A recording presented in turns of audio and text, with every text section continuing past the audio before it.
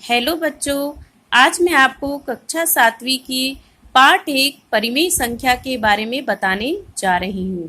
परिमेय संख्या को अंग्रेजी में हम रैशनल नंबर कहते हैं। तो वे सभी पूर्णांक संख्याएं जिन्हें अंश बटे हर के रूप में व्यक्त किया जा सकता है। आप सभी जानते हैं बच्चों कि जब हम अंश और हर के रूप में व्यक्त करते हैं तो वह भिन्न संख्याएं कहलाती है, पर ये भिन्न संख्याओं से अलग है।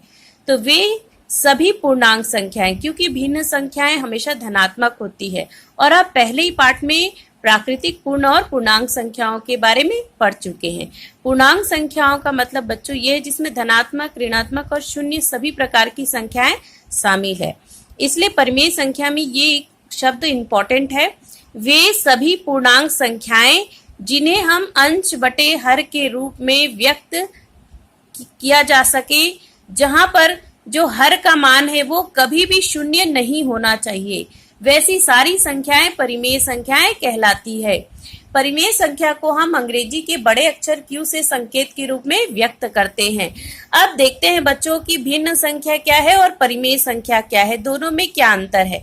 तो भिन्न संख्याएं जैसे हम देखते हैं बच्चों 3/4 ये एक भिन्न संख्या है, क्योंकि इसमें अंश भी है और हर भी। अंश में 3 है और हर में 4 है और दोनों ही धनात्मक है, तो यह एक भिन्न संख्या है।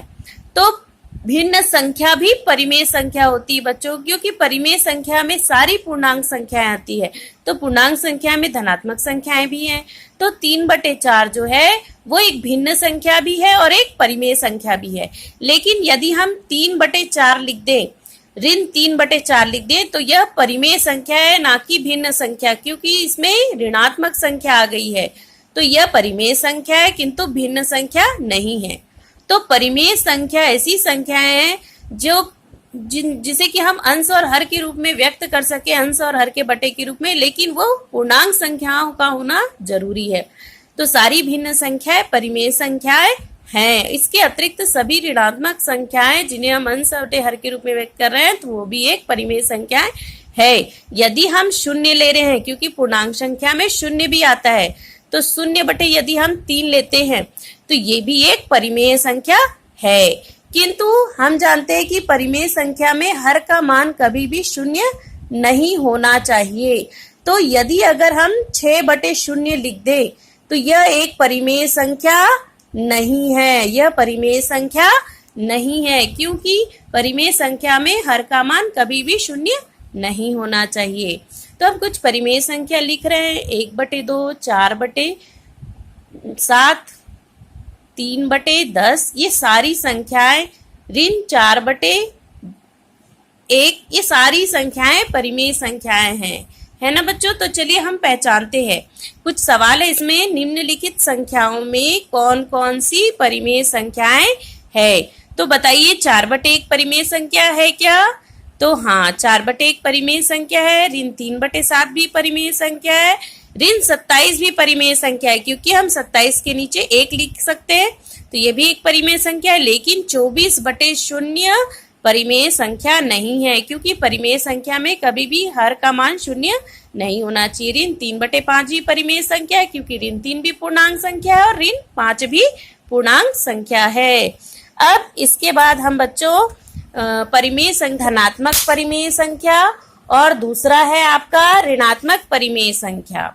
धनात्मक परिमेय संख्या और ऋणात्मक परिमेय संख्या। धनात्मक परिमेय संख्या क्या होती है बच्चों? जिस संख्या के अंश और हर दोनों धनात्मक हो। जैसे कि आप 3/8 देख रहे हैं, इसमें अंश भी धनात्मक है, हर भी धनात्मक है। अब ऋणात्मक परिमेय संख्या क्या होती है बच्चों? जिसके अंश और हर में से कोई एक का ऋणात्मक होना जरूरी है, कोई एक ऋणात्मक पूर्णांक होना चाहिए। जैसे कि ऋण 5/7, ऋण 9/4 या 1/6। तो इसमें देख रहे हैं हर भी ऋणात्मक है, तो किसी एक का ऋणात्मक होना आवश्यक है। संख्या शून्य ना तो धनात्मक परिमेय संख्या है और ना ही ऋणात्मक परिमेय संख्या है। शून्य जो है वो परिमेय संख्या नहीं है, लेकिन यदि शून्य किसी संख्या के अंश में आ जाता है तो वह परिमेय संख्याएं बन जाती है।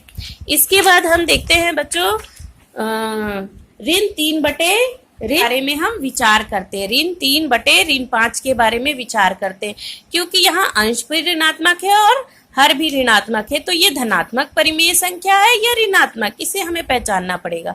तो हम ऋण 3/ऋण 5 में यदि दोनों में अंश और हर में ऋण 1 का गुणा कर दें, यदि हम अंश और हर दोनों में ऋण 1 का गुणा कर दें, तो हम जानते हैं बच्चों ऋण और ऋण का गुणा धन होता है, तो धन 3, ऋण 5 और ऋण 1 का गुणा किए तो धन 5। तो इस प्रकार से 3/5 आ गया जो कि धनात्मक है।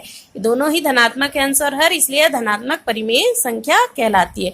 चाहे तो हम ऋण और ऋण को भी काट सकते तो भी उत्तर 3/5 ही